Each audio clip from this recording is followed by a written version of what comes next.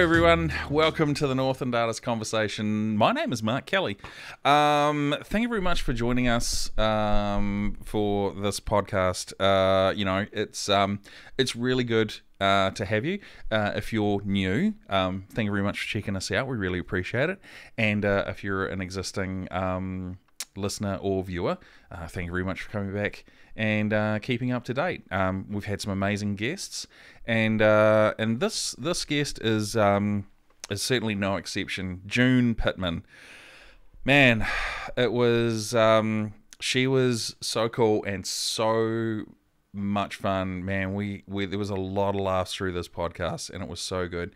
A few inappropriate laughs as well. I had an absolute blast. Her story in general, just talking about how she came from a big traditional Māori family. She grew up with her nana, and her nana had, I think it was crazy, it was like 16 or 18 kids, a lot of them, and just a lot of natural creativity in the household. And she just picked things up and went from there, and was just sort of started running with things, and her journey through life, starting off with an interest in singing, and then sort of putting that on the back burner for a few years, and then how she picked it up again was really, really interesting, and then where she's kind of heading now. So cool, absolutely amazing. It was interesting to hear her perspective on things. She talks, she's very, very open, and she has some amazing stories to tell. We even talk about her latest book as well. I've got one here. It is Kaumatua or Tamaterau.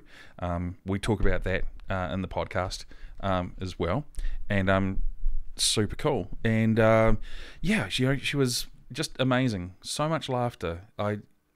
I can't believe how lucky we've been with a lot of our guests. And tell you what, let's sit down and have a conversation with June Pitman.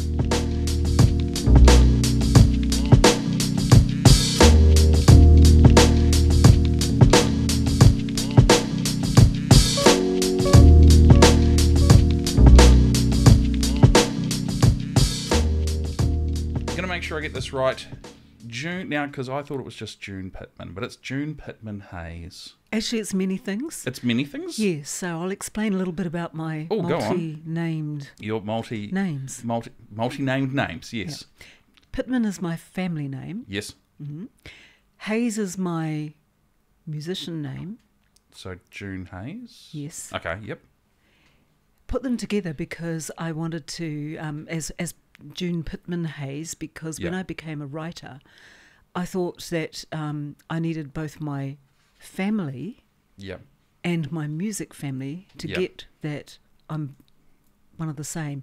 So there's a musical identity in the books that I write. That's right. Yeah. And so I wanted to make that connection with music. Brilliant. As well as make that connection back to my family, so that my family would go to the stores and buy all the books. I don't know if they ever did that, but it was a good plan. Your family didn't buy books? I'm hoping that they would have gone to Whitcoulls or somewhere, like, not that we're plugging the big stores, right? But go to the bookshops, outlets, and hopefully they've supported discover you. That's Safano, we have to have the book. Exactly. Support. Yeah. Support That book's got music, and that's June Hayes. We know her. She's that famous person. Yes. Well, no. Yes. Famous as we found out. In June's world, she's famous. As we've. Oh, it's going to be this podcast. It's going to be awesome. As we've interviewed, I think you'll be guest 26 or 27 that we've had on. As we've found out, famous and fame is a very subjective term. Right. We've had people that have been internationally famous, but have been quite, have chosen to be reclusive, for example. And then we've got people that are sort of local famous, but aren't well known. So it's a subjective I've thing. toe dipped into the internationally famous. There you go. That's cool. A couple of times. Okay. How about we do this? How about we go back, and I mean way back, way back, because you're a multidisciplined, multi-talented artist. musician, poet, author, composer, instrumentalist. Yes, my voice is my instrument. Your voice is your It instrument. takes many tones. It does, Yeah. and that's how the voice goes. But you have developed this over time. Yes. So let's go right back. Right back to when I was little. Let's go right back to when you were little. Okay. Did you have any, like, you were born, you grew up, you obviously had whānau around you and family. Are they creative? Do you get your creative journey and inspiration? Because some people go, Dad was creative, or Mum was creative, or there was always music in the house, or we were always painting and stuff like that. Is there anything like that in your life very early on? Yeah, try 17 uncles and aunties. All of them could sing in some form or other or play a musical instrument. But the influencer in my life really was my mother.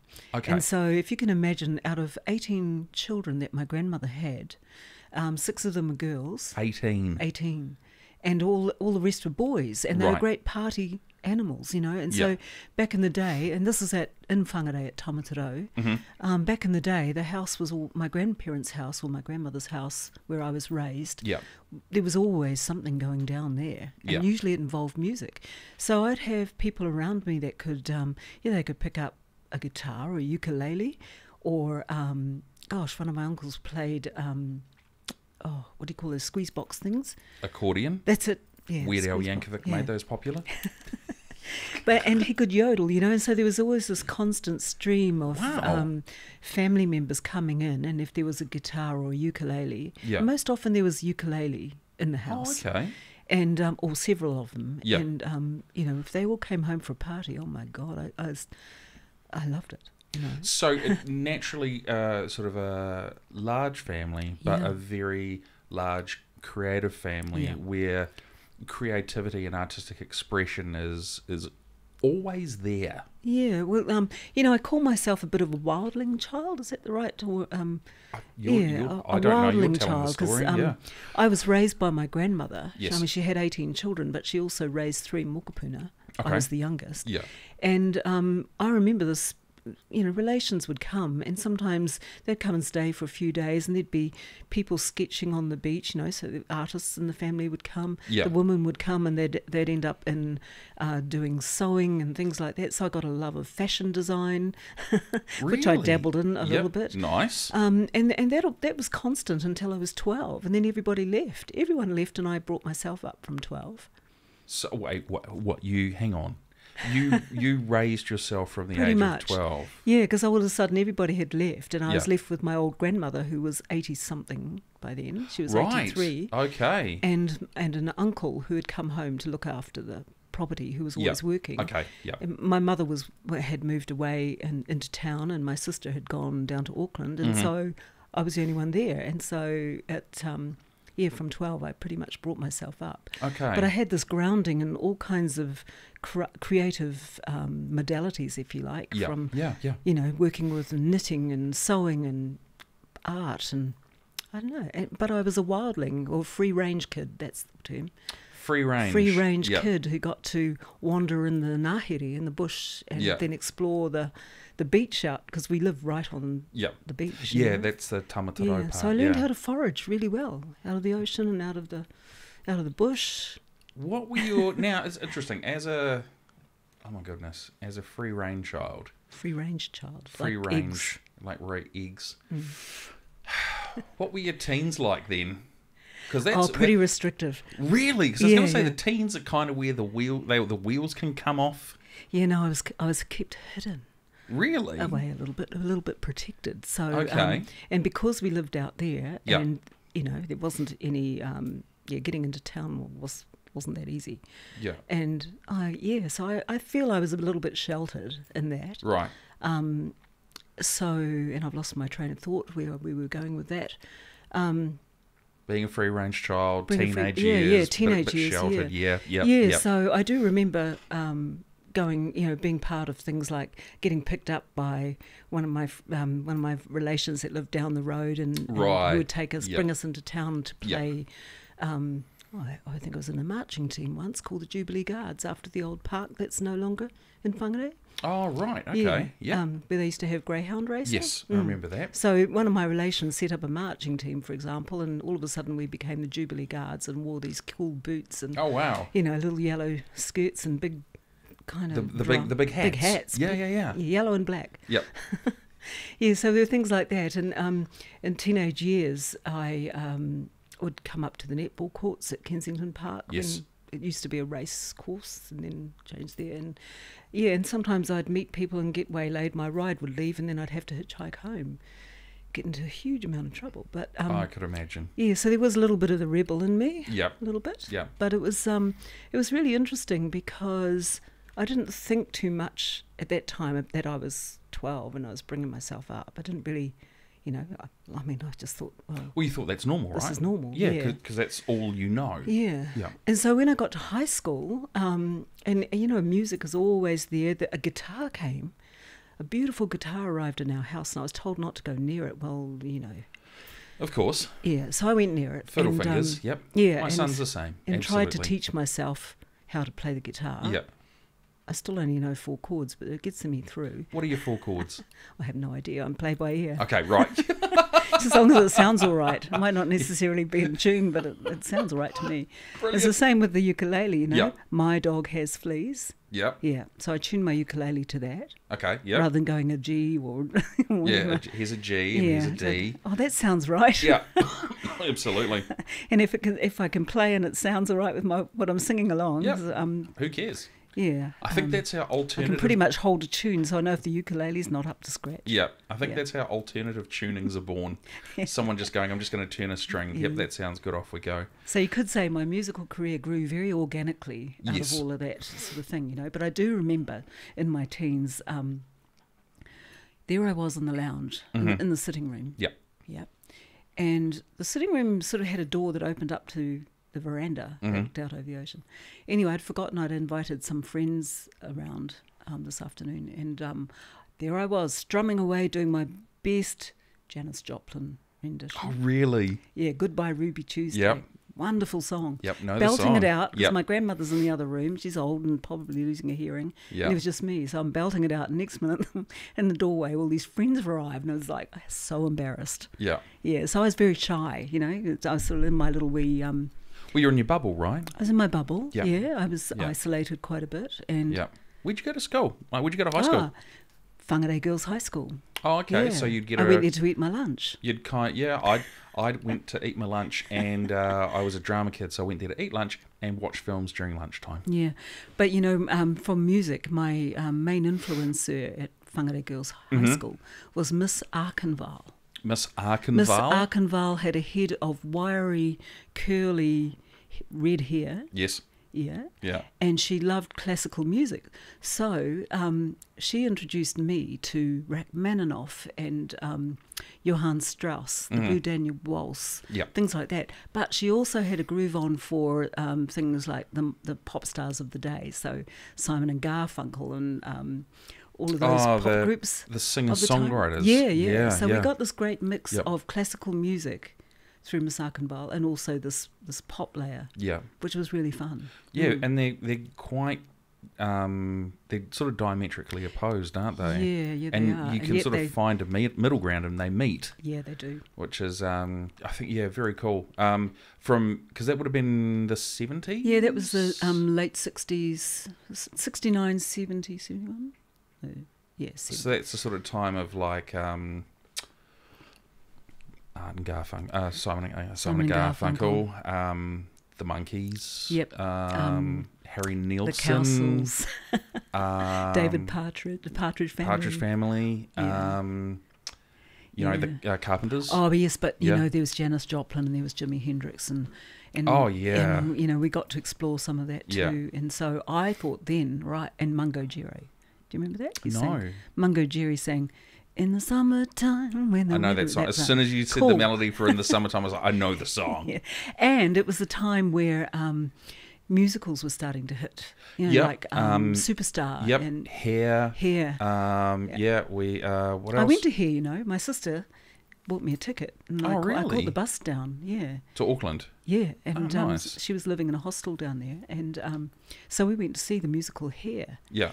And I was sitting there with my sister and her boyfriend, and at the end, the finale of that was, of course, they all got their gear off. They do. And I by then I'm sort of like 13 or 14 going, Yeah, what's going on here? when two big hands came over my eyes and blocked the view. I was so disappointed. But it's true. It's hilarious. I missed the ending. Of course you did. They're probably very wise to do that as well. And that probably goes to reflect how sheltered you were. It's like, Exactly. no, you don't need to see this. Yeah. So you sort of started your music, essentially the music was kind of the first thing that took you, right?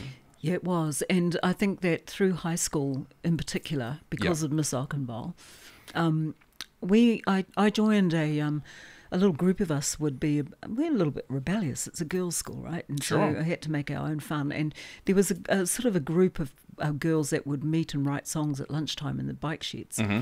And so I'd sort of gravitate and join that group and Yeah. we'd write songs in the bike sheds. And then in the holidays, I'd come into town and stay with friends in Whangarei. Sure. And, Yep. just there was this promoter in Whangarei in those days called Joe Brown. Okay. And God, and top of the pops in the New Zealand pop scene were the Chicks, of course, Yes. and Larry Morris and Shane and all of them.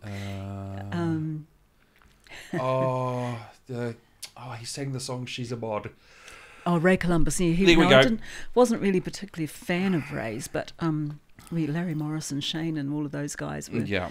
and making their way in TV and on those shows. And I wanted to be one of those. Yeah, nice. Yeah. Okay. But So- I never made it out of the front room of my friend's house. We got a little wee tape recorder and we'd make music in there. Did you, at high school, did you get up on stage and do any performing? Oh, look, I did until I got shut down. So anything musical, I was there. Okay. And I joined the choir. And, Yeah, okay, yeah. Yeah, and God, I forget his name now, but there was the choir teacher was away one day, and this man came along and took the choir as a teacher there. Yeah. Can't remember his name now, but and we were singing Age of Aquarius, and I just thought, that was by the Fifth Dimension. Yeah, yeah. And it's the kind of era that we were in. And, Yeah, yeah. when the moon is in the seventh house, and Yeah. I'm a bit of And a Jupiter lyricist. aligns. Yeah, who the hang thinks of lyrics Exactly, like that, yeah. And so, so we were singing out Aquarius, and I belted it out, and he said to me, "That's really good, June, but you're way too loud." And from then Really? on, I shrunk. My goodness. Yeah, I was so embarrassed. Isn't that funny how, and it's... Mr. Burton, his name was. Mr. Burton. Yeah. Excuse me, Mr. Burton, if you're watching, that's not very supportive. I did tell him. I met him years ago at a reunion. Yeah. And I said to him, "Do you remember taking the choir?" And I sang too loud, and you told me You not told to. me off. And he said, "Oh, I don't remember." I also did the choir as well at high school, and it's quite funny how teaching styles have evolved over the years. Now it's a very supportive environment, and if you're creative and that sort of stuff, it's very nurturing, and they try and foster that creativity. I remember doing the choir, and my choir teacher saying, "It's great, Mark. You've got passion. You're flat. You don't have a future in singing, but we like your energy, so you can stay." And I was like, right, well, it doesn't really feel like a compliment. Doesn't feel like an insult either. So I stayed for a couple of years, but it's just, it was a bit more brutal back then. Yes, honest. Yeah. Yeah, I mean, coming through intermediate school, for example, there was always shows and musical things I gravitate to there, and I go for the percussion because at least I could beat something, Right. beat a time. I mean, not beat up. Yeah. Okay. You want to beat something? Yeah, beat something. I'm Yeah, gonna beat something in a tambourines and musical. stuff like that, Yeah, and a triangle, yeah. and little those stick things, Yeah. like stick games. I could do those. Yeah. It didn't matter if I wasn't in the right key or a chord or No, it doesn't matter. You just, as long as you can keep it It was tempo. music, right? 1, 2, 3, 4, beat, Yeah. beat. Yeah, absolutely. Yeah, so that was the beginning of my early performing years. Okay. Yeah. So, it's, I imagine receiving that feedback from Mr. Burton. Bit of a knock to the ego? Totally. Knock to the confidence? Totally. Here was I, in a secluded child with a little bit unconfident about... A little bit introverted? Yeah, probably. Very Okay. shy. Yep. Yeah, very Okay. shy. Unless it was in the right crowd that made me feel okay. People you're comfortable with. I'm not shy anymore. No, good, good. Yeah, I think it's hard to be shy as a performer as well. Yeah. So, Mr. Burton knocks a little bit of the wind out of your sails. Do you still keep progressing with music, or does that sort of taper off a little bit? Well, it kind of tapered off when I left high school, I guess. I had dreams of heading off to America and becoming famous and going to Woodstock and all of that. Oh, yeah. But then I met the boy with the red sports car and it was all over. Yeah, it totally took me away from music. Oh, the boy with the red sports car. Boy with the red sports car, yeah. Yeah. Yeah, so it would be probably, not until my 30s that I went back into music. Wow. Music. So you had a decade-long, a decade-long gap, I 10, got 15 married years. very young, and I decided to get married very young. Okay. And decided to have a family so I could grow old with them, grow up with them or something. Yep. Grow with them. Grow with them so I could climb trees and do cool stuff. Yeah. Be the cool young hip mum. But then my oldest daughter was born with natural rhythm, and it was a bit of a reflection of what I was like, I think, as a child. Right. And so she, I took her into guitar lessons. Mm-hmm. She was 7, and she started guitar lessons and surpassed the teacher. And then so I then put her into country music because we were living in a country town at the time. The only outlet musically was country music. So you've obviously moved away from whangarei. Oh yeah. Where are you now? Oh, now so from whangarei went out. Is it west to Titoki? And then went down west, to Tapora in the Kaipara Harbour. Yeah. So the nearest town is Wellsford. Oh, right. Okay. Not much happened there. You know what? Still not much happening there. It's the town you kind of just speed on through. Yeah. Okay, so you've got how many kids? 3. 3 kids. 7-year-olds hitting the guitar lessons, doing country. You've obviously put all of your artistic expression kind of on the back burner? Yeah, I was sort of living vicariously through her for a time. Right, And so okay. my music, I mean, God, give me the shower and I was a star. Yes. The shower cubicles. Exactly. My I recording sound studio, amazing. It's wonderful. Yep. So anyway, my daughter was getting involved in country music, and so I became her sort of voice coach and things, not having ever sung in public myself, but thought I knew a bit. Yeah. I watched all the shows, you know. Yeah. Oh, I should tell you that when we were kids, my sister and I would pretend we were the chicks, so we used to sing in our hairbrushes, using our hairbrushes as microphones. I mean, all singers have done that at one point or another. Yeah, we were really cool and we thought we were going to be famous, but that's another whole different story. That's brilliant. So, and that would happen after Saturday night shows like Happening and things. We were watching black and white TV. You know, it looked so groovy. Yeah. So once that show finished, we were in the bathroom with our hairbrushes pretending and looking in the mirror, getting your choreographed moves down. Yeah. Yeah. Nice. In the mirror with a big crack in the middle. Yeah. Yeah. It's always the crack. Oh, it's so funny. Yeah. So there's my daughter singing away in country music club, and she says to me, "Mum, I think you should come and sing with me." Okay. And she said, and she plays the guitar. I mean, she knows more than 4 chords. I've got 4 chords that I can beat out a song on, you know. So we go along there, and there was this little song that Dolly Parton used to sing. In fact, I think she wrote it, and it was called "Me and Little Andy." Okay. It's a tearjerker country song about this little kid that it's Christmas time and he's got no food, and he knocks on the door and says, "Ain't you got no gingerbread? Ain't you got no candy?" Okay. Yep. For me and little Andy. And so we sang that, and I'm fudging it on guitar. You know, my daughter's doing a really good job, and we sang this song in harmony. Yeah. And it was wonderful.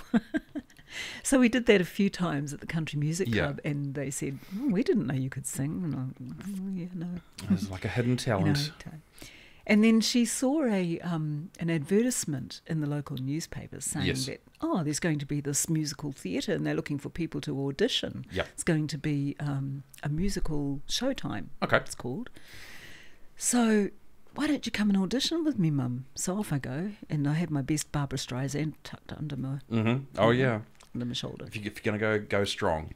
Yeah, I think it was Evergreen. Everybody sings Evergreen, don't they, when they go for an audition? I think they do. I've certainly been to enough musical theatre auditions to see that get busted out on more than one occasion. Yeah, yeah. It's either that or Summertime if you're a jazz singer. It is. Musicians hate Summertime sometimes. But yeah, so we go to this audition, and anyway, I do my rendition of Evergreen, and she does her thing, and we both end up in the, chosen to be part of the cast. Yeah. And so there we were, just thinking, we'll be just in the chorus. Mm-hmm. Mm-hmm. Anyway, the show was made up of a variety of skits and performances and things, including a female vocal group styled on the idea was that they would be styled on the Andrews Sisters 4-part harmony. Oh, okay, yes. And so that was nothing to do with me until one day they had a fight.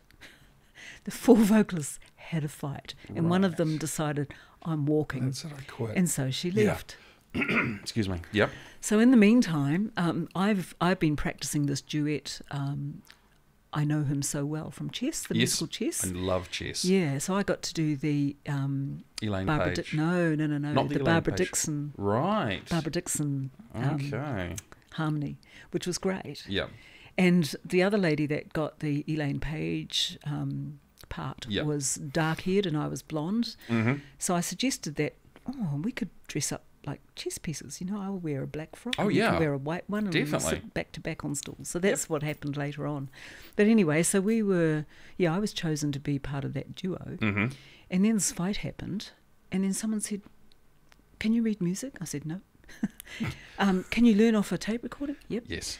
And they said, do you think you could do 4-part harmony? And of course, coming from a family of 17 uncles and aunties, we all fell into harmonies. Yeah, you can Māori do like harmonies, a 17-part harmony. But all Maori music is sort of like natural feel. So I said, yep. And next minute, I'm adopted into this vocal group. That's amazing. The Andrews Sisters, we thought we'd hit it big time in the Wellsford Community Hall.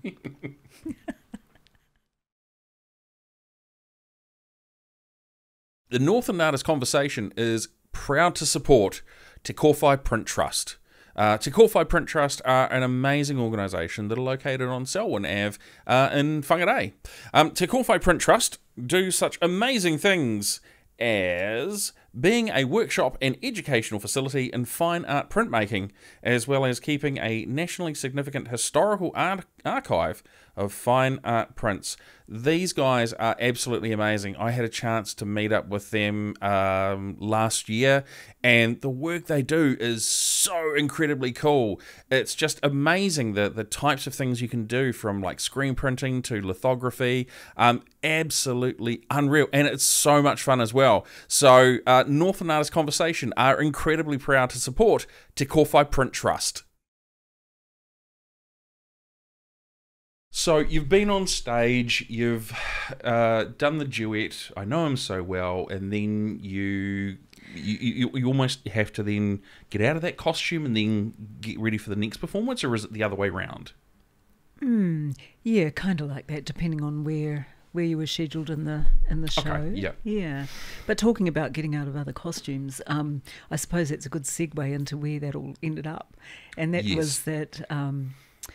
Out of the woodwork came an idea that, wow, that quartet sounds really good. Let's form a band around them. And next minute, this 21-piece big band was formed. Really? Yeah, in the little town of Wellsford. Now, big bands, they're something that haven't been around for quite a number of years. I mean... Oh, yes, they are. Really? Oh, yes. Because I remember big bands of... like the Glenn Miller Orchestra. Yeah, Buddy Rich. Yeah. All of those guys, but that's they sort of seem very much of a bygone era. Yeah. Well, this no, they're very. I mean, there might not be as many of them, but they're still around in Auckland. Okay. And Whangarei has its own Have they big got band. a big band up here? Yeah, it's performing at the Flames in December for the jazz club. Flames. Hotel. Onarahi. Onarahi. Yeah. Yes. Okay. Yeah. Oh wow. Basin City Big Band. Basin City Big Band. Yeah. Okay. Yeah. All right. For people that are watching or listening, Basin City Big Band. Yeah. Flames in November. In December. December. Yeah, first Sunday of the month. Okay. Yeah. And anyway, your big band. Just you're promoting everyone else. Yeah. So anyway, out of that quartet, this 21-piece big band was formed, and musicians came. There was an ad that was put in the local paper, and then out of there, some great experienced musicians who had sort of semi-retired came out of the woodwork, and next minute, 21-piece orchestras formed. Wow. With four female singers. That very much happened out of an accident. Out of an accident, yeah. Far out. Yeah. And that led to, so that band performed locally for various number of gigs and things, and as women, as a vocal group, we sang, 4-part harmony over Manhattan Transfer tunes like Java Jive and things like that, and also the Andrews Sisters. And then we broke off into independent singers, soloists. So would it be like you'd have the band behind you, and you might do part of a set where there's 4 of you, and then might be part of a set where there's like one of you, one singer in the whole band. So backed by a 21-piece band. Okay. And then that led on to someone asking me if I'd be interested in being a vocalist for a small jazz ensemble.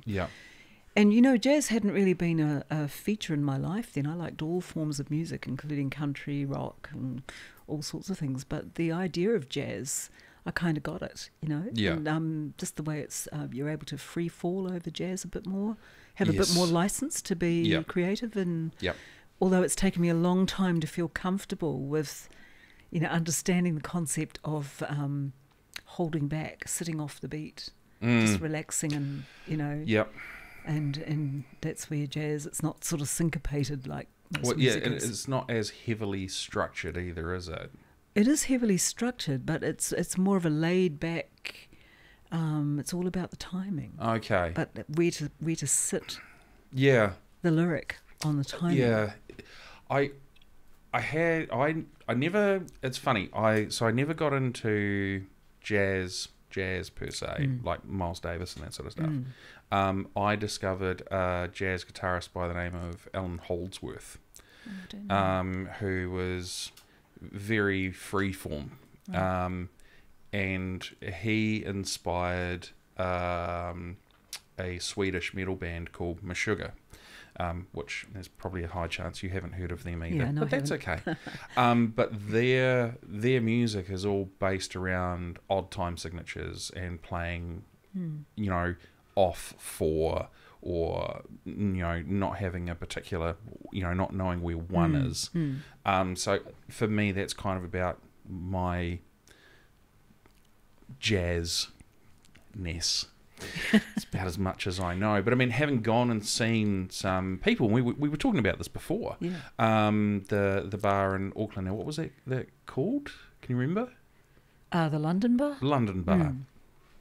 Certainly gave me a bit of a better understanding, because I mean, I thought that jazz was like Frank Zappa, right? Just weird, out of the park, and it would be like, oh look, they've all met up together, and they're all off again.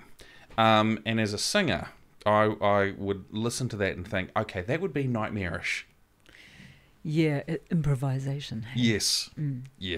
Yeah, and I think it's when I talk about being a jazz singer, I look at the sort of contemporary jazz music, the classic jazz, like the Ella Fitzgerald type things, right? Holiday, okay, that sort of thing. Yeah. But also, I mean, I studied jazz history at Massey University when I was working there, and got such an appreciation for actually doing the homework on the roots of jazz, if you like, to be able to bring it into context and have a bit more understanding of why it is how it is, But I'm not into kind of like the cranium, what I call the cranium jazz, which is, a lot of academic Cerebral jazz. Yeah. Oh. Yeah, it's that gets quite highbrow. I like to think as a singer, my job is to give music to people that they can understand. Yeah. They don't have to try and make think it accessible. Figure it out. Not give them headaches. Yeah. But do it my way. I'm like Frank Sinatra, do it my way. Exactly. Not like, and here's a chord change, and we're going to be doing this in 8/13. Good luck counting it. It's like, brain explodes. Who are your influences as a jazz singer?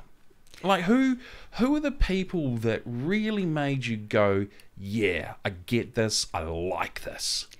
Do you know, that's a good question, because I don't know that there's any one person. I just did a lot of listening. Okay. What I did do, though, was I studied Ella Fitzgerald. Right, okay, yep. Mainly because she had perfect pitch. Right. She was the mistress of scat. Yes. Which, you know, that's that stuff. People go, what are you thinking, you know? But she had that down to a fine art. Yeah. And you know, to understand her life story was quite incredible. This girl from the Boondocks, if you like, and made good. Yeah. She came from nothing. So I did a tribute show. I produced a tribute show to Ella Fitzgerald. Oh, wow. Yeah, I took that around and used to perform it at the Art Deco Festival in Napier. In Napier. Oh, yeah, I lived in Napier. Telling her life story, you know, of how her start in Yonkers she wanted to be a dancer. Really? 13-year-old Gerald geeky, wanted to be a dancer. Unattractive Negro girl. I couldn't pick it. She wanted to be a dancer. Knowing what she became. I know. I couldn't go, no. Well, in Yonkers. Yeah. In Yonkers, she would go to the dance halls, and she would sit and sneak in the back door and just sit and watch through the cracks. Yeah. All the dance moves, and then she'd go out in the street and teach all her friends. And then there was a talent contest, and she got up and sang, and she. The story goes that she came in and she was dressed quite, you know, shabbily, if you like. Yep. She didn't look great. Yep. But she got in front of that microphone and just sang in pure killed it. voice. Yeah. And there it is. Yeah. And then, so, I mean, that's essentially where the legend is born. Yeah, that's right. So she is one that I have actually really, really studied hard. And but there have been a lot of singers along the way, including not just female singers, but male singers. Now, Frank Sinatra has never been one of my pet people in terms of a singer. Yeah. I didn't particularly like him, but I was tuned into him through a musical colleague who said to me, listen to how Frank Sinatra phrases his words. Yes. And that was a big lesson for me, because I listened, and I listened also to the way his voice resonates. And so they get that lovely sort of almost breathy sound in their voice. Yeah. In his voice, rather. Yeah. The other person that was like that was Karen Carpenter. Her voice has a resonance in it. Yeah. And it's something to do with circular breathing. I don't know, but apparently. But yeah, it's the, so when you're, and I've got to see if I can remember this right, a didgeridoo. Yeah, playing a didgeridoo requires circular breathing. Yeah, it's right. the ability to breathe in through the nose and have it almost come straight out. Yeah. The mouth as the airflow comes up and in as you're taking the breath in, while the air's coming out as you're expelling a note. I can't do that swimming very well. No, that's often, you know, it's a good way to drown, which is bad if you're a musician. I tried it. In general. Well, it just clear my ears out. I think we've all breathed in water at one point or another. It didn't go well. No, not at all. One of the things I liked about Frank Sinatra is that you could hear it in his songs, is that it was effortless. Yes. And it was he had a very big voice, but it was very natural, and he was able to just project it out. But it was all. He was so incredibly relaxed. Now, I'm not too sure if that's half a bottle of whiskey that did that. Yeah, top shelf, most likely. There you go. Yeah. Him and the Rat Pack. Yep. Which included Shirley MacLaine, you know. Yes. Yep. Yeah. Sammy Davis, another great singer as well.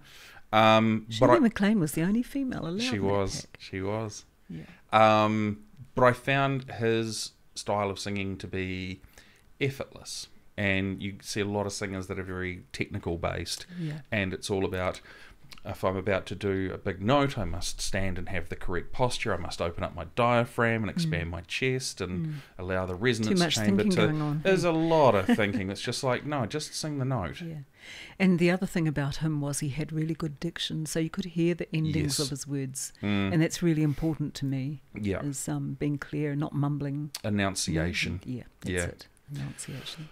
Yeah, okay. So, wow. Ella and Frank.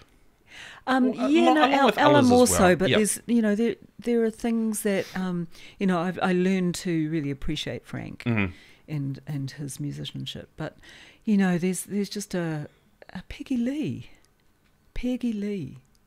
Why does that name sound familiar?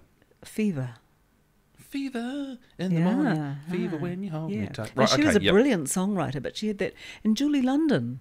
These are old jazz names that, but God, when you listen to their music, it's just amazing. Yeah. It is, it's, because that's around, what's that, the 60s, 70s? No, way before. Way before that, like 40s, 50s? Yeah, 40s, 50s. Yeah. Yeah. Before I was born. It was a while ago. It's I always sort of looked at those earlier artists, and they didn't have the high quality microphones. No. There wasn't the staggeringly huge PA that they could just quietly say something and it would just go all the way to back of a 15,000, 20,000 room people. You actually had to project. You had to have the ability to enunciate and be heard all the way to the back row. Yeah. And that's a discipline and it's training. Manhattan Transfer, wonderful group to listen to. Just their musicianship, but so many jazz musicians, but also pop musicians that I like to listen to. Joni Mitchell's been a fan of mine forever and a day. Okay. Joan Baez. Yes. Even Cher, as a young teenager growing up with Cher and Sonny Gypsies, and Cher. Yeah, Gypsy Trenton Thieves and Tina Turner and her capacity there. With Ike or without Ike? Without Ike. Yeah. I think she was a lot more... she was in herself. She was. She was. Such an amazing singer. Yeah, the Supremes and just so many people, and that even today now I have a really big music collection. CDs, by the way, CDs. CDs, yes. Not Spotify. I'm sure they'll come back one day after we've stopped shooting them all out of the sky. They will be. Clay pigeon targets. Yeah. But so quite a mix of musicians that I sort of look towards. Who do you gravitate towards now as an artist? Because obviously you're that's still an interesting question. You're still writing a little bit. Yeah, a little bit. Who is there anyone sort of modern that you kind of go, yeah, you know what, I like what you're doing? There are quite a few, actually, but God, their names have just gone straight out of my mind. Okay. There's Amy Winehouse. Yes. Oh, yes. Oh, my God. Yep. When I first heard her album, I just couldn't believe it. Yeah. But there are so many other up-and-coming,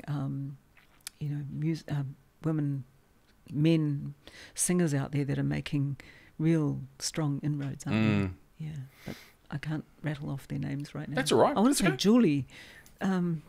Julie? Julie. Yeah. Can't remember her surname. Julie. Or was it Julia? Julia? Childs? No, Julia Morris? No.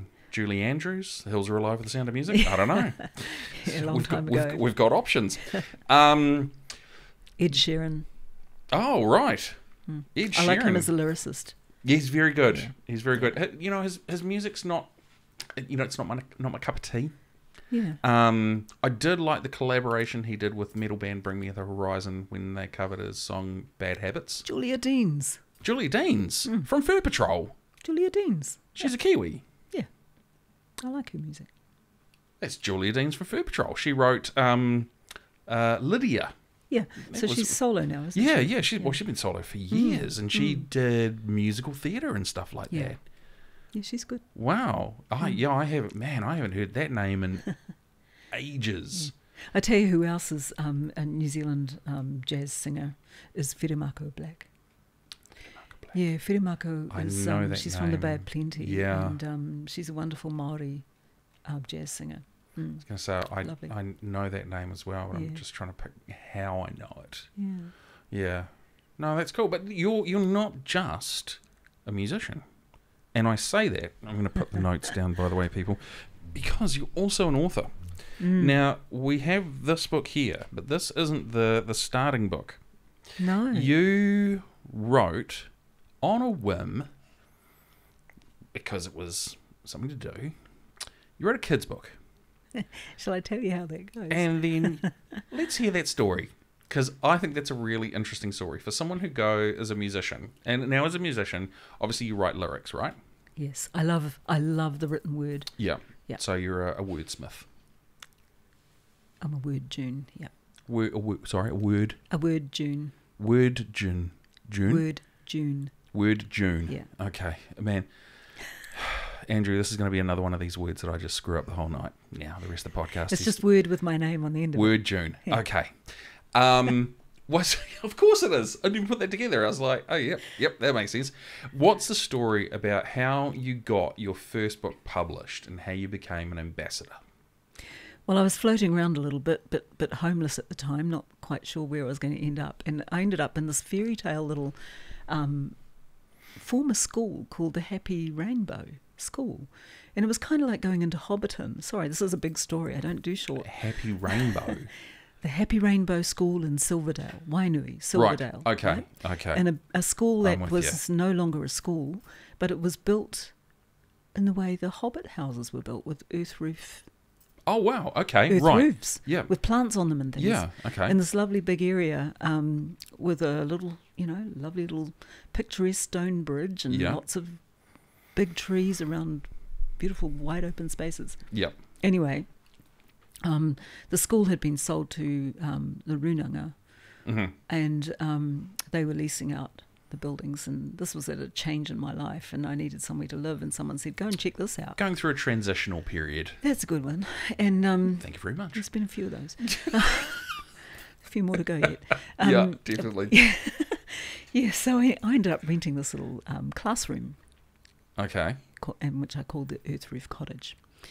Just along the road from me, some ladies had decided they would set up a Montessori school in a bigger premises that was part of the school. So I think it was kind of like the school hall, So they set up this Montessori school, and they had a few enrolments.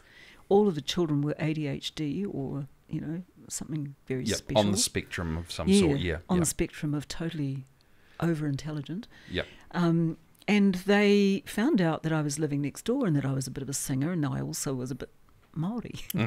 Her words, not mine. Right, okay. Yeah. Wow. And so I got this knock on the door, and she said, I was wondering if you'd like to come and teach our children how to sing. And would you be able to perhaps share with them some Māori culture? So I thought, great, got my ukulele, got my voice, all sorted. Yeah. So anyway, I started doing lessons with these children. Now, if you're ADHD or on the spectrum, yes, your attention span is pretty small. Generally. It is. So you don't actually like to sit in a seat the whole time. No, the 3 second rule for people with ADHD when driving is quite tough. Yeah. 1, 2. Oh, look at that. Yeah. Sorry, that's a bad joke. Yeah, it's probably going to get cut, hey? Nah. And Andrew, are we going to leave that in? He's like looking at me like, oh, we're going to need to cut that. Yeah, so anyway, I had an hour. I would go and hold this class for an hour with these children, and thinking about their attention span. And the age group was sort of from 5-year-olds up to about 12, I think, was the oldest. Okay, yeah. So primary to intermediate. Yeah, just. And there was this lovely little boy there called Ethan, and Ethan used to wear one of those knitted hats with the plaits, fake plaits. Oh, and the bauble at the bottom? Yeah. And I don't know if you've noticed something about ADHD kids. They usually have really beautiful, great big eyes, amazing eyes. They're like windows to the world. Noticed, no. Yeah. Ethan was one of those. And anyway, so we'd be sitting down having the music lesson, and Ethan would be in the other room. He's gone off, he's bored, and he's out there. Yeah. But half an hour later, he would come in and say, "Excuse me, miss, when we sang that the first time, you said it this way, but when we did it the last time, you sang it this way." And he was in a completely different room. Right, okay. Didn't think he was engaged, but yeah. So those were kind of wow. Okay. Yeah, so I took along my little, culturally, I took along the songs my mother used to sing to me when I was little, Māori songs, and And I started looking at the lyrics and thought, some of these aren't really appropriate to teach young children. Possibly not. So I went online and I did some research and found that there weren't a lot of waiata for children that age group. Oh, okay. You're right. Yeah, so, and I was getting short of material. So one day, in the middle of winter, on a very, very stormy day where the wind was blowing through the trees and leaves were blowing out to sea, an idea came in, and it was Tawhiri Mātia, God of the winds. Yes. Blow winds blow. Blow winds blow. And I was feeling cold and the sun was coming out, so, Ra, warm us up with your sunshine glow. Oh. And in 30 minutes, the rest of the song fell off the pen, and it was written, and the tune came, and I took it to the kids. And so that became, the kids loved it. So it got its start as a song for the kids. Yep. And I thought, having been marketing manager for a publishing company in New Zealand for a while, I thought, this would make a good book with music. Mm-hmm. So that's what I did. I did a book layout. I sent it to 2 publishing companies, and one of them got back to me, which was Scholastic New Zealand. Scholastic, yep, I know Scholastic. And they said, how does the tune go? So I sang it down the phone. And then, as you do, yeah. Yeah, and then they said to me, could you make some, we like it. Can you expand it to include matariki? So I did that. I spent some time amending or revising the lyrics. Yeah. And a book deal was done. First time. Boom. Just like that. Yep. Based on an allotment of 30 minutes. 30 minutes written on the kitchen table. One wintry day in June 2016. And so it was released in 2017, my first book with music. And it was, it's been translated into Te Reo Māori.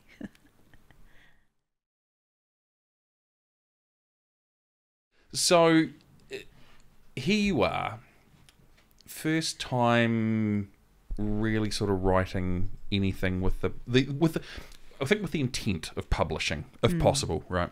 You know, because obviously you've written stuff before, whether it might be, you know, music lyrics or poetry or anything like that. But this is the first time you've really sat down with the hope of being published. And not only do you get picked up and then published, you get published by a very well-known and respected publishing company throughout New Zealand, Scholastic. Very lucky. Is on a first go, on a 30-minute first go. Well, with some tweaks in there later on with Matariki, but you know. And where did that sort of go for you from that point onwards? Well, it was really interesting because the last part of the process is going into a recording studio, right, and doing the music. While I was in there, and the Scholastic team came in as well, the editor and the person that looks after me, publisher. Your agent? No, it was what they call the publisher and the editor, the two top dogs of Scholastic New Zealand. Right. So they're all in the studio. Yeah. And then one of them says, we really like your voice. Joy Cowley's just done a rewrite of the traditional Hush lullaby. She's done a Kiwiana version. We think your voice would be really good to sing for her book. Wow. And so next minute I'm in there doing the vocals for the Joy Cowley Hush a Kiwi lullaby. Yeah. That was really special. Because Joy Cowley's the doyen of children's literature. It's Joy Cowley. I mean, anyone that's sort of come up through primary school, Joy Cowley. Yeah, absolutely. Yeah. So there I am singing Hush a Kiwi lullaby in English and Te Reo Māori. Wow. For Joy Cowley's book. Yeah, so that was a real, just an aside thing that happened. Yeah. It actually came out before my book did. So, right, wow. Yeah, her one came out in 2016 and mine came out in May 2017. Yes. Yeah, and then I went overseas for a while and on a little journey. Yes, an adventure. An adventure, yeah. I walked 1,000 kilometres across the south of France and over the top of Spain to the coast, Santiago. Sorry, I don't know why I thought of it, but I was just about to say. So what you're saying is you walked 500 miles and then you walked 500 more? Exactly. I have walked 100 miles. Yeah. Just a da-da-da-da. That one. Flavors. I couldn't help myself as soon as you said 1,000 miles. I was like, I know there's a joke in there somewhere. Yeah, so I was on a walking adventure, right? Yeah. And I got back home and Scholastic got in touch and said, look, we've got this idea. We're wondering if you could write a book that encompasses how multicultural a mix our schools are these days. Sure, yeah. And we kind of think it could be around, welcoming other ethnicities to our shores. Yeah. Kia ora, kia ora. So yeah, I wrote Kia ora, you can be a Kiwi too, number 2 off the ranks. And right. Now you have written 5 kids books. Yeah. In both English and Te Reo. Yes. And you've also done recordings for each of those books. Yes. And they're all online. But that's also led you to become an ambassador for... Yes. Yeah, so I wanted to become an ambassador for Duffy Books in Schools program. Super important. Yeah, and that is all about fostering literacy amongst our low decile schools. Yeah, absolutely. And in particular reach those schools that were quite isolated, that didn't get the opportunity. And if they were in Northland, even better, because this is home. Yeah, absolutely. And the need is great. Yeah. So yeah, I've been doing that since my children's book publishing journey began. Wow. And in fact, I was away on tour down the Bay of Plenty it must have been a month ago now, in September. Okay. September, so yeah, just over a month promoting ago. Duffy Books. Promoting Duffy Books, going in and giving out books to kids. Yeah. They place their orders in, and it's just so beautiful. Yeah. And now we've got this new book here, and this is obviously not a kid's book. No, and it's obviously it's a bit not. of a departure. Now this book here is called Kaumatua or Tamaterau, and it is life stories through the lens. So I haven't really had a look at this. I can imagine this would be a combination of picture book and stories. Photographs and stories. Yeah. And there are some. I'm just going to hold that up to the camera. There are some absolutely beautiful photos in there as well, and then you've obviously got different stories from different people. Yeah, that's right. Sort of from the community, right? It's the community of Tamaterau. Yeah, so Tamaterau is quite unique in that where I live, either side of me, are Māori families that have never left the area. So 5 generations, their descendants are still living on the lands, on their ancestral lands, which is the last large block of Māori freehold land left in that area. Right, okay, Yeah. yep. And all of those families are families that, they grew up and went to school with my mother, some of them, the older ones. Yeah, It goes way, way back, 5 generations of us. And I come back home to Tamaterau 2 years ago and think, wow, this is really special. But no one knows about them. So how do we raise awareness of mana Māori in our community? Absolutely. And so I had this idea that I'd really like to interview them, capture their life stories while they're living. So a bit like oral history stuff. Yes. Yeah, and I have a photographer friend, Claire, who lives up in Kerikeri, and she and I had worked on a big project up in Kerikeri, and also another project during the year of lockdown. Yep. So I said to her, look, I've got this idea, and I really think it should be a photographic journey. How would you like to collaborate with me on it? And so we were successful in getting some funding from Ministry of Culture and Heritage to tick the box. Excellent, yeah. And we developed the Kaumatua or Tamaterau Life Stories and Photographic Exhibition. So right, yeah, okay. so that was a beautiful exhibition that happened, and we staged it in Tamaterau Hall over 10 days in December 2021. The intention was always that we would produce a book that would reflect the exhibition in book form. The thing about the book is that it enabled us to be able to publish all the stories completely, whereas the exhibition we only had certain... we had them on banners, and we couldn't go right to the floor with the full stories. Yeah. People would have been lying on their backs reading. Yeah. Not great. So so the book carries the full narratives of the stories. Really. Nice. Yeah. It's funny. I mean, I grew up in Gisborne, and that's sort of where a lot of my pretty much all of my formative years, I think from the age of like 6 through to, I don't know, like 18, 17. So essentially I was kind of embedded with Ngāti Porou and the culture. I didn't really know a lot about it at the time, but I knew that there were certain things that were important. And I remember seeing something quite a few years ago. Do you remember when Schindler's List came out? Yes. And Steven Spielberg sat down and he interviewed all of the people that had survived and got video essays from them, of them talking about stories. I think something like that needs to happen with all the different iwi throughout all of New Zealand, because there was all... I've got to make sure I get this right. I've always believed that there's been a long-standing tradition of stories being passed down orally. Yes. Sort of down the generations. But we've almost stopped that to a certain extent because life's changed. But do we run the risk of losing out on all of those magnificent stories because that doesn't happen anymore? And something like this goes a long way into keeping those stories alive, and making sure that they're preserved. Yeah, told in their own words. It's unique.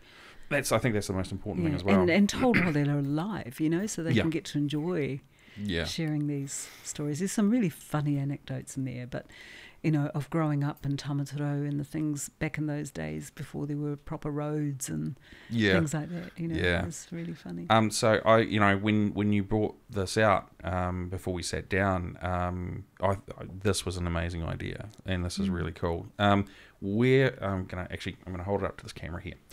That's the book there. It's absolutely amazing.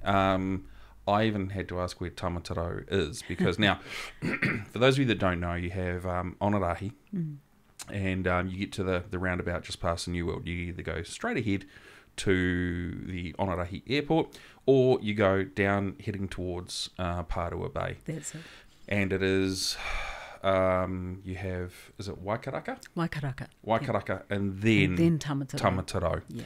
So that's where it is, if people don't know locally or nationally or internationally as well. But where can people get this book from? Well, for you could go to Kaumatua Book In. Kaumatua Book In. Now that's... the bookshop in Kaumatua. Oh, that just down there. Yeah. Okay. I've got them there. Yes. They're at Innonative that's on the town basin. Oh, that's behind Engine. Yeah, that's right. If I remember rightly. A little gift store there. They're at Collab, Juni Collab. Excellent. Paper Plus in Whangarei. Lovely. The Onarahi Bookshop. And can people find these online to purchase as well? They can. It's a bit more difficult because we did a limited print run. Right. Okay. And so we're down to the last 2 boxes now. So wow, it's been really popular. Oh, good. Okay. But they can go to the motumoana.nz website, which is your website, which is my website. So, editor Andrew, we need www.motumoana.nz, just sort of thrown up there for Janet. I'm getting the AOK sign, so there we go. What have you got coming up? What creative things does Ms. Pitman have? Yeah, I wonder that myself actually. So I've been dabbling in taking my lyrics and creating poetry. And so just recently I wrote a piece of poetry, which is a little bit of fiction/non-fiction about actually it's more flash fiction that I wrote, and it's called Uncle John's Wooden Leg. Oh, yes, yes. And so a friend of mine said, you should be writing some flash fiction. And I said, I've never done that before. I don't quite know whether I can. And she said, yes, but the theme this month is insect. So I thought, I'll give it a go. And I was on the Duffy Books and Schools tour at the time, and I was a bit bored. And it was raining one day, and I thought, okay, so I've got to incorporate insect. And I thought, I don't know why, but I thought of Uncle John's Wooden Leg. And this is true. Uncle John was actually a relation of my grandfather. So he's actually a real person. He was. Yeah, he's long gone now. But he went to war. He fought in World War II. Yeah. And he lost his leg. So he came home with a wooden leg, and we used to see him hobbling around whangarei, you know, it was one of those peg legs. Yeah. But it had a hollow, you know, it fitted onto his... Oh, the stump. The stump? Yep. Yeah. It was kind of wooden, and it was kind of like a... Oops, sorry. That's all right. That was thunder. Well, yeah, that's the thunder like coming through. You have to Andrew elbow will block thunder, that not out. just any thunder. It's elbow thunder. That's the writer in me, see. Elbow thunder. So it's like a long cup with, and then this peg leg at the bottom. Yes, yeah. So if you follow Uncle John around in the mud, you'd see it's like little holes. A foot in a hole, yeah. So the story, I based Uncle John was the character that I was building the story around, and he was never meant to go to war, you know. He was, right. Don't you go, he was underage. Oh, okay. Yeah, so he should never have gone to war, but he was egged on by these fictional cousins, Kahurangi and, I can't remember the other one's name, but anyway, Kahurangi was one. And yeah, so they dared him and said, you know, because they were of age, oh, you should enlist, blah, blah, blah. So he ends up going to war. And his when the cousins found out that he had enlisted, they rowed across the harbour from, you could say from Takahiwai to Tamaterau. Yeah. And went up there all, you know, full of bravado. You're brave. And the old people come out and they've told Hone off for enlisting and said, you're underage, you know, you shouldn't listen to your cousins and all that. But it's too late. And so the cousins come over and they're bragging, and the grandmother sort of just snobs them and walks away. And they said, don't worry, we'll look after him. But they didn't look after him. Okay. They got blown to pieces. Yeah. And so did Uncle John's leg. His leg blown to pieces. Yeah. No, the Kahurangi and the other cousin. They got blown to smithereens. They stepped on a landmine. Right. So they got blown up, and so did Uncle John's wooden leg. Yeah. So how the insect comes in is that all of a sudden time's gone on, and so now Uncle John's wooden leg is being used as a receptacle for walking sticks. So, yeah, while he had a peg leg in real life, the actual wooden leg in my mind was hollow right down to the ground. So now it's a receptacle for walking sticks and umbrellas. Right. And the grandchildren come and they play with all these things, you know, but they never notice the old centipede that creeps up over the top and down the leg and heads for the carpeted trenches of the living room. Amazing. So that's how it kind of was. So the surprise me is that I put it in there, we never hear anything, and then all of a sudden I get this email saying, congratulations, your story's been chosen into the finalists. And then last week an email came out and with listing them all, and mine is top of the list. Congratulations. Couldn't believe it. Another first, That's an amazing story. How very cool, though. Yeah. So just the other day I said to this friend who encouraged me to join that I was thinking of bringing all my lyrics and poetry that I've already had published into a collection of my own. Oh, right. Yeah, and so I said to her, I don't know that I'll have enough, but how would you like to collab on something? Yeah, sure. On a joint, book project with me. So that's what we're going to be doing. Excellent.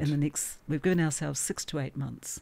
6 months to get it all together, 2 months wriggle room. Right, and then publishing time and lead time and stuff like that. Publish it, Self-publish? Self-publish. Very cool. That's amazing. Yeah. Anything else? Are you going to get back into singing, or are you sort of mainly focused on writing at the moment? Oh, I'm focused on creating the most magnificent garden. Right. So we focused on landscaping. Yeah, I told you I was multidisciplined. No, Portfolio Life. Portfolio Life, that's the one. I never know what's going to come out. I've just finished writing a cultural narrative for the council for Para Bay placemaking, which has been quite an intense journey. I could imagine, requiring lots of research and sensitivity.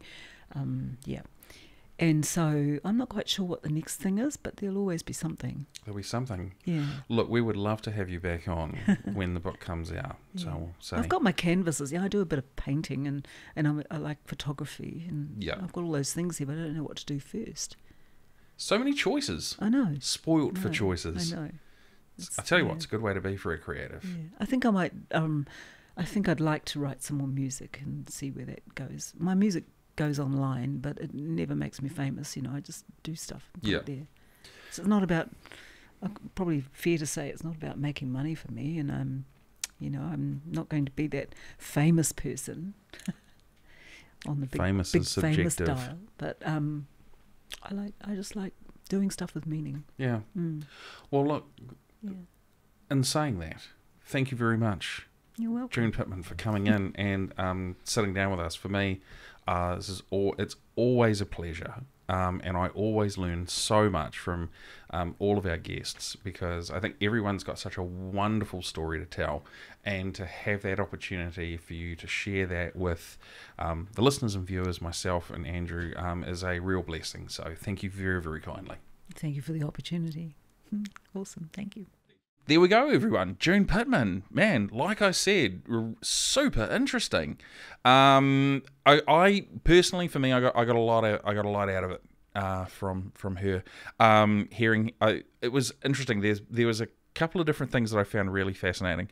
How she got back into singing from when she had stopped for a number of years, thanks to her daughter, and then how that kind of moved pretty seamlessly into like big band and jazz, and she talks about her influences, which is cool, and then how she ended up going and living at that place that she said looked like Hobbiton. So houses that were kind of had like grass and stuff growing on them, and how she went to, it's so funny, I tried not to laugh during the podcast. It was what was the word she said? She said Montessori, and it was an interesting conversation I'd had a few years ago with someone. We were trying to decide if it was Montessori or Montessori. It's probably Montessori, right? But my debate was Montessori. That sounds like a distant relative of some kind of dinosaur. And I was like, and I said, well, it must be Montessori, and it's like they would all, this person would always say that sounds like a rotisserie chicken, and that was just the first thing that sort of popped into my head when she said that. She talks about writing songs for kids with ADHD and special needs, and then how that sort of developed into authoring books, becoming a Duffy for Books ambassador. But yeah, just amazing, so cool, and it was so nice to have another guest come in, sit down, and have a laugh with, and because these things can sometimes seem a bit nerve-wracking, a little bit intimidating. So I really enjoy making all our guests feel super comfortable, and just seeing where the conversation goes, because every conversation is completely different. It's all freeform, and absolutely love it. So always the big question is, where can you, the listener or viewer, find us? Well, for visuals, you can find us on Facebook, Instagram, or YouTube. I think I said that round the wrong way. I'll try that again. For visuals, you can find us on YouTube, Facebook, and Instagram at Northland Artists Conversation. For audio, you can find us at Spotify, Apple Podcasts, and Google Podcasts. Again, all Northland Artists Conversation. And if you are an artist or know someone who is an artist who you think would be cool and would be really interesting for us to learn about, have them or you yourself reach out to us. Our email address is hello@northlandartistsconversation.co.nz. We would love to hear from people. We've had such a diverse range of creative people so far. So, we'd love to hear from tattooists or sword makers or cake people, cake decorators, and people that make cakes, or landscape artists. If you have time, energy, and effort, and you put it into a creative expression, that's why we want to hear from you. And if you really, really want to support the podcast just that little bit more, we also have a Patreon page. Now, Patreon is a way where you can give a little back to the podcast as a way of, in terms of supporting us, what we do, and how we keep going. We have 2 tiers. First tier we have is a cup of coffee, and that's $5 a month, which is pretty cheap. Second tier we have is Coffee Addict, and that is $20 a month. That gives you a couple of extra perks that the $5 one doesn't give you. One of those perks is the ability to send in questions for anyone that we are going to be interviewing or having a conversation with. So if you have a question that you would like me to ask the guest, you can simply send it through there, which is great. Now, where can you find that? Well, you go to www.patreon.com/Northland Artists Conversation, or go to Google, type in Patreon, that's Patreon, and in the top right-hand corner, search Northland Artists Conversation, and we should pop up. Currently, we have 2 patrons, both at the Coffee Addict level. I want to give a huge shout-out to Lauren Roach, who was the OG, and Michael Boter, both a huge thank you and love for supporting us. It really does mean the world. It's great to see that people are really getting invested in what we do. It's cool. We've had huge successes, and our numbers continue to steadily climb upwards as well. So thank you for everyone that watches. Thank you to everyone that listens. If you're not subscribed on YouTube, please do. It's a simple click for you, but it means the world for us. And if you're not following us on Facebook and keeping up to date, make sure you go in and like Northland Artists Conversation page. And that means you'll just get all of those updates as to who's coming out and when they're coming out. Hate for anyone to miss anything. It's a great opportunity, and it's so cool. So this podcast will be coming out a few days before Christmas. It's kind of hard to believe that, we launched in May, and we had our first official podcast launch in June. So we'll 6 months. 6 months. It's hard to believe that it's been that long. It's just crazy to think about. And thank you for everyone. If you've ever clicked on a video or listened to the podcast through your podcast supplier of choice, it doesn't go unnoticed. We absolutely appreciate it, and the love and support that we get is amazing. I can't thank you guys enough. I also want to send out a huge Christmas shout out to the Northland Artists Conversation team. So I'm going to send out shout out to Andrew McKenzie, producer and editor, Rocky Stevenson, editor extraordinaire, Marino Bigman, who looks after all the communications and absolutely crushes it, and Catherine Tasker, who is the social media guru. Without you guys, this doesn't happen. I may be the one sitting in the chair, but you guys are the real superstars. So from the Northland Artists Conversation, I am going to throw whoosh to the wide camera. Northland Artists Conversation, 2022, December. Man, hard to believe. Merry Christmas from all of us here, and we will see you guys real soon.